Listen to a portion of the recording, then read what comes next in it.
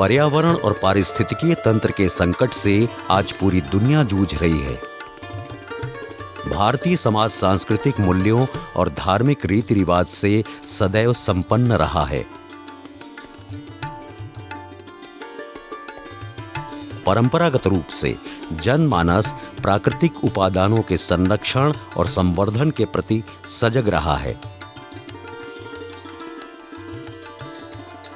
विकास की नई अवधारणा और बढ़ते शहरीकरण के चलते वन क्षेत्रों और वृक्षों की लगातार कटाई से ही पर्यावरणीय संकट पैदा हुआ है। प्रगति और प्रकृति को एक दूसरे का पूरक मानकर विकास की अवधारणा को अमली जामा पहनाने से पर्यावरणीय और पारिस्थितिकीय संकट का समाधान किया जा सकता है। हमारे पूर्वजों ने जल, जंगल और जमीन की पूजा की। पर्यावरणीय संस्कृति के बीच प्रकृति के साथ सहजीवन को सुगम बनाया। हमारी भारतीय संस्कृति ने सिखाया है कि धरती केवल भूमि का टुकड़ा नहीं है, बल्कि वो हमारी माँ है। इसीलिए हम इस भूमि को भारत माता कहते हैं। इसी धरती की गोद में हम रहते हैं, तो अपना कर्तव्य बनता है कि धरती को हरा भरा रखें।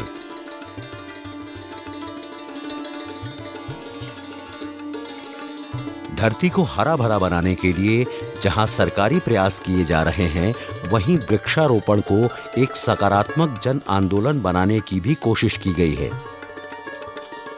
एक पेड़ मां के नाम जैसे अभियान प्रकृति संरक्षण के प्रति संवेदनशीलता का परिचायक हैं। विकास की लगातार इस अंधी दौड़ में कहीं ना कहीं जो हमारी हरियाली है उस पे कहीं ना कहीं दुष्प्रभाव देखने को मिलते हैं। हमारी जो भूमि पहले बाग और विभिन्न हरियाली से आच्छादित थी, वह धीरे धीरे कम होने के कारण हमारे ऊपर पौधरोपण का जो दायित्व है वह बढ़ता जा रहा है। और जैसा आप जानते हैं कि इस विकास की दौड़ में अगर हम लोग अपनी हरियाली को संतुलित नहीं कर पाएंगे तो उसके कई दूरगामी दुष्परिणाम भी हमको देखने को मिल रहे हैं। जैसे कि कार्बन उत्सर्जन के कारण लगातार ग्लोबल वार्मिंग की समस्या उत्पन्न हो रही है।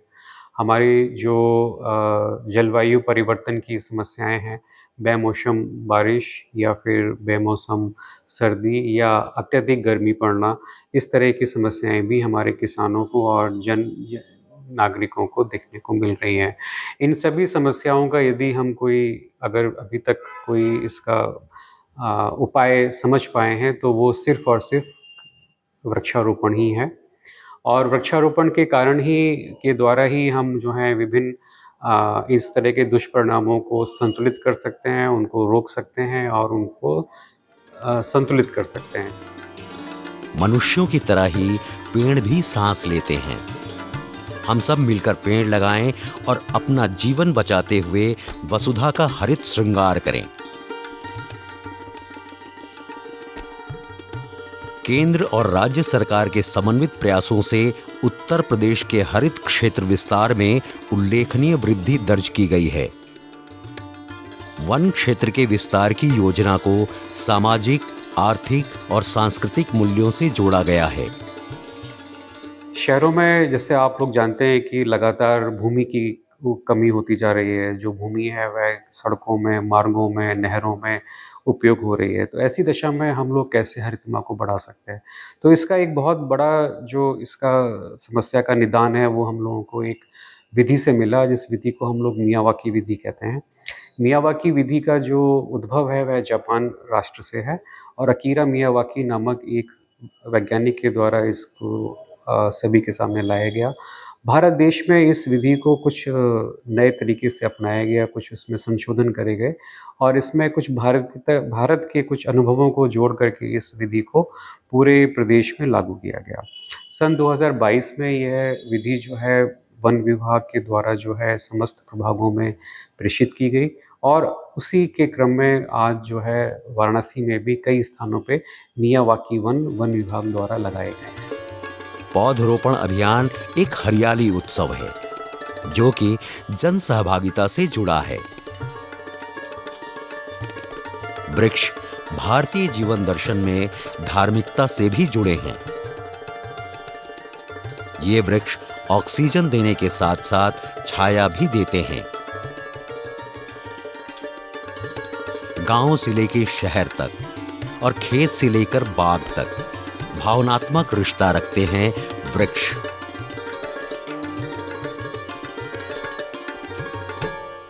वन क्षेत्र के विस्तार में मियावाकी पद्धति काफी कारगर साबित हुई है। मियावाकी तकनीक के जरिए कम जमीन पर अधिक पौधों का रोपण कर सघन वन क्षेत्र तैयार किया जा सकता है। विभिन्न स्तरों के पौधों के चयन से जैव विविधता में अपेक्षित सुधार की संभावना बढ़ जाती है। मियावाकी क्या है? देखिए, मियावाकी एक त्रिस्तरीय वन होते हैं। जैसा कि आप देखते हैं कि हम जो सामान्य वृक्षारोपण करते हैं उसमें एक ऊंचाई के पौधे हम लगा देते हैं, जबकि मियावाकी में हम लोग 3 तरह के पौधे एक साथ लगाते हैं, जो कि समय के साथ बढ़ करके अपने 3 स्तरों को प्राप्त करते हैं। तो आप देखेंगे कि जो एक सामान्य वृक्षारोपण है वो एक तरह से बढ़ते हैं और एक तरह का स्वरूप ग्रहण कर लेते हैं, परंतु मियावाकी में जो वृक्ष होते हैं वो तीनों स्तरों पे बढ़ करके एक त्रिस्तरीय वन का स्वरूप लेते हैं, जो कि कहीं ना कहीं एक नेचुरल फॉरेस्ट की हम लोगों को एक फील देता है।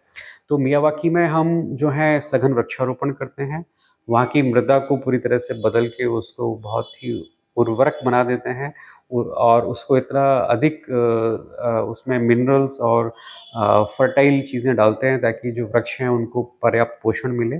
और 3 तरह के पौधे हम उसमें लगाते हैं। उसमें हम वृक्ष, सहवृक्ष और एक हम उसमें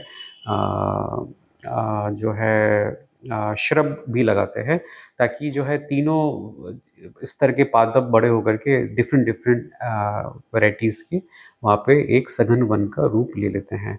मियावाकी वन जो है वो 30 गुना अधिक घना होता है और 300 गुना अधिक उसमें जो है बायोडायवर्सिटी की स्थिरता होती है। मियावाकी वन पारंपरिक वनों से कई गुना तेजी से बढ़ता है और कई गुना अधिक घना होता है। ऐसे में क्षेत्र के हरित आवरण में यह तकनीक सर्वोत्तम है। मियावाकी पद्धति से वन क्षेत्र के विस्तार में बेहतर संभावनाओं को देखते हुए उत्तर प्रदेश शासन की मंशा के अनुसार वन विभाग वाराणसी शहर और आसपास के क्षेत्रों में कई मियावाकी वन पार्क विकसित कर रहा है।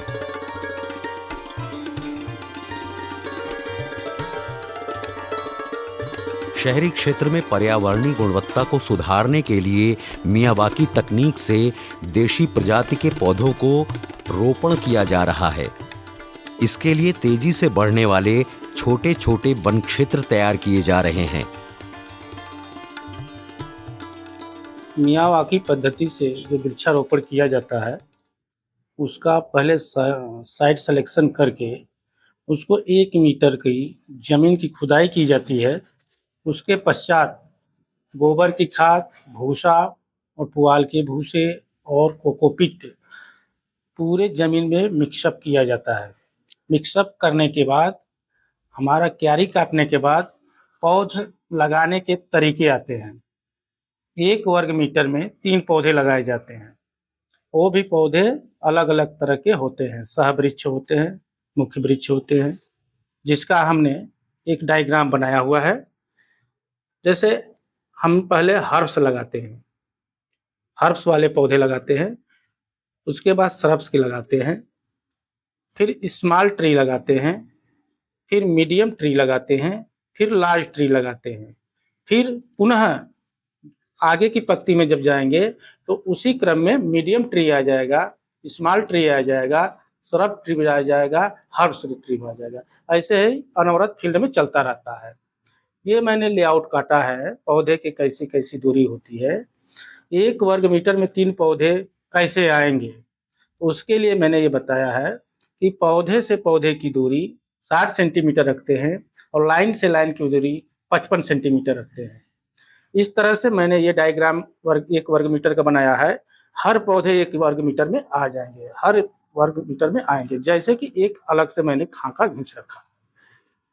जब ये अलग अलग पौधे विविध प्रजाति के लगाए जाते हैं, एक दूसरे को जड़ों को क्वायल करते हैं, एक दूसरे को सहारा भी प्रदान करते हैं। और ज़मीन को इतना उर्वर बना दिया जाता है कि अपनी प्रतिस्पर्धा के लिए पौधे जो है बढ़ते हैं। तो कोई बड़े वृक्ष हो जाते हैं, कोई मीडियम वृक्ष रहते हैं, कोई स्मॉल रहता है, एक जंगल का स्वरूप आ जाता है। पूरी ज़मीन का उपयोग हो जाता है और बायोडायवर्सिटी को ये जो है प्रभावित करता है। बायोडायवर्सिटी इसके तरफ जैसे तितलियां हैं, पक्षी हैं, अन्य जीव हैं, इसमें आके वास करते हैं। पारंपरिक वृक्षारोपण के साथ वाराणसी के शहरी इलाके और आसपास के क्षेत्रों में वन क्षेत्र के विस्तार के लिए जापानी मियावाकी पद्धति से हरित क्रांति की अलख जगाई जा रही है। वाराणसी के सामाजिक कार्यकर्ता एवं पर्यावरणविद अनिल कुमार सिंह ने अपने प्रयासों से हरित क्षेत्र के विस्तार और पर्यावरणीय परिदृश्य को बदलने की दिशा में उल्लेखनीय सफलता हासिल की है। मियावाकी पद्धति का जो प्रचलन चला आज, मैं काशी हिंदू विश्वविद्यालय के पर्यावरण धारणी संस्थान में 2.5 एकड़ में 30,000 पौधे मैंने लगाए, जिसमें 70 प्रजातियों के पौधे हैं जो जंगली भी हैं, फलदार भी हैं, छायादार भी हैं, लतर के रूप में भी हैं।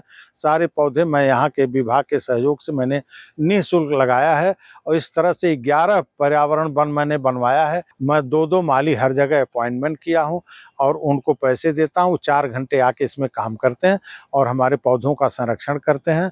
बहुत ही खूबसूरत, बहुत ही अच्छे जंगल ये तैयार हो गए हैं। मियावाकी पद्धति से वन क्षेत्र के विस्तार के अपने अभियान में अनिल कुमार सिंह ने विद्यालयों, महाविद्यालयों, एनसीसी, एनएसएस सहित ग्रामीणों एवं सरकारी विभागों एवं एजेंसियों को जोड़कर एक जन आंदोलन खड़ा करने में सफलता प्राप्त की है। ग्रीनरी जो आप देख रहे हैं वो ग्रीनरी जो है अनिल कुमार सिंह अध्यक्ष सृजन सामाजिक विकास न्यास के द्वारा जो है इसमें 70 प्रजातियां जो है और 30,000 पौधे लगाए गए हैं ये पर्यावरण धारणी विकास संस्थान में।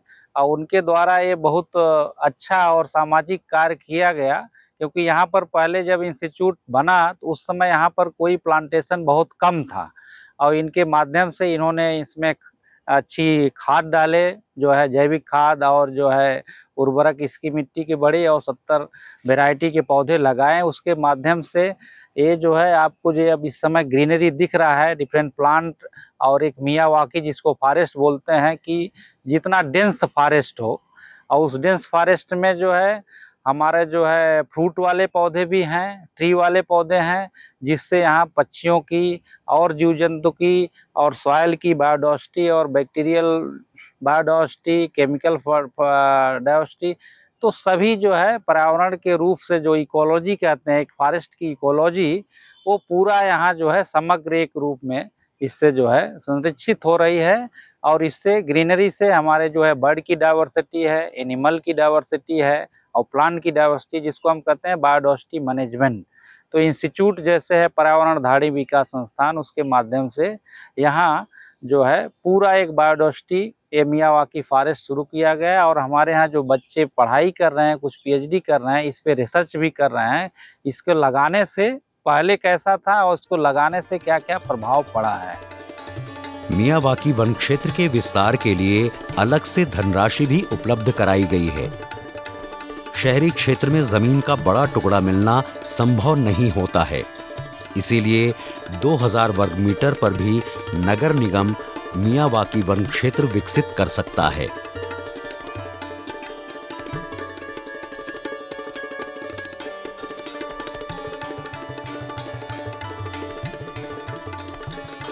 पर्यावरण संरक्षण सरकारी योजनाओं एवं नीतियों की बदौलत ही संभव नहीं है, बल्कि इसे सामाजिक और सांस्कृतिक जिम्मेदारी बनाना होगा। पौधों का रोपण आसान है, लेकिन उनकी देखभाल करना और दरख्त बनने में समाज की जिम्मेदारी महत्वपूर्ण हो जाती है। जब तक पर्यावरण संरक्षण और पारिस्थितिकीय तंत्र में सुधार को सामाजिक सांस्कृतिक सरोकार से जोड़ा नहीं जाएगा, तब तक भावी पीढ़ी के लिए गुणवत्ता युक्त आबो हवा की उपलब्धता सुनिश्चित कराना संभव नहीं होगा। तो मियावाकी वन जो है न केवल कार्बन डाइऑक्साइड को अधिक से अधिक अवशोषित करते हैं, बल्कि वहाँ की शहर की हवा को भी साफ सुथरा और ऑक्सीजन से भरने का प्रयास करते हैं। मियावाकी वन बहुत जल्दी बड़े हो जाते हैं, 2 या 3 वर्ष में ये एक जंगल का स्वरूप ले लेते हैं और ये बहुत जल्दी वहाँ के तापमान को भी कम करने में सहायक होते हैं। ये लगातार वाष्पीकरण के द्वारा जो है पानी को उत्सर्जित करते हैं, जिस कारण वहाँ की जो टेम्परेचर है वो 2 या 3 डिग्री सेंटीग्रेड से कम हो जाता है। इन वनों का एक उपयोग यह है कि ये छोटे-छोटे जगहों पे तैयार किए जा सकते हैं, जैसे कि पार्कों में, जैसे कि ऑफ़िस के बाहर पड़े हुए स्पेस में, आपके पीछे के गार्डन में, और भी कई जगह इसको प्रयास किया गया रोड के किनारे या किसी भी ऐसी जगह पे जहाँ पर कोई और वनस्पति नहीं हो पा रही है, वहाँ पे ये बड़े आराम से तैयार हो जाते हैं। वाराणसी में हमने एक प्रयोग रमना एसटीपी में किया है, जहाँ पे कूड़े से भरे हुए लैंडफिल को हम लोगों ने मिट्टी से कवर करके और उसमें खाद का प्रयोग करके करीब 2 हेक्टेयर क्षेत्र को हमने मियावाकी वन के रूप में, सघन क्षेत्र के रूप में बनाया है।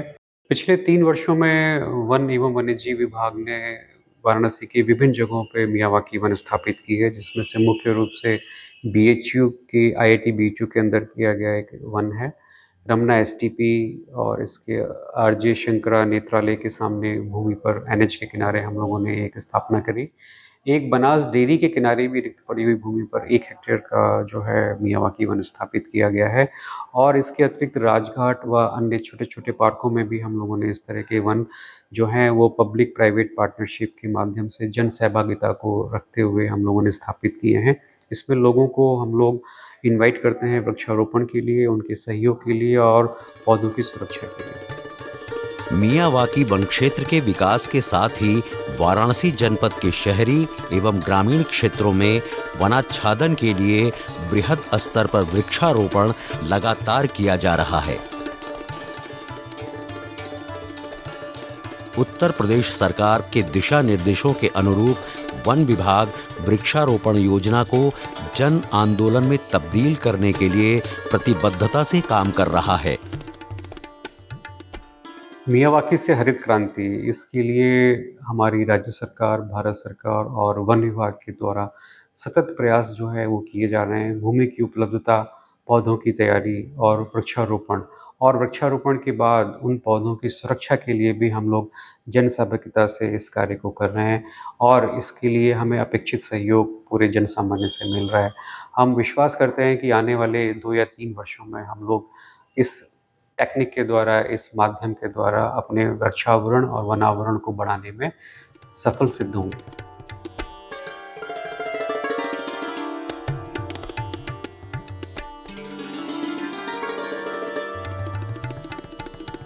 पर्यावरण संरक्षण और पारिस्थितिकीय तंत्र में सुधार की कोशिशें मात्र एक योजना नहीं है, बल्कि ये प्रयास भारतीय संस्कृति के संवर्धन के साथ अगली पीढ़ी को बेहतर वातावरण उपलब्ध कराने की प्रतिबद्धता है।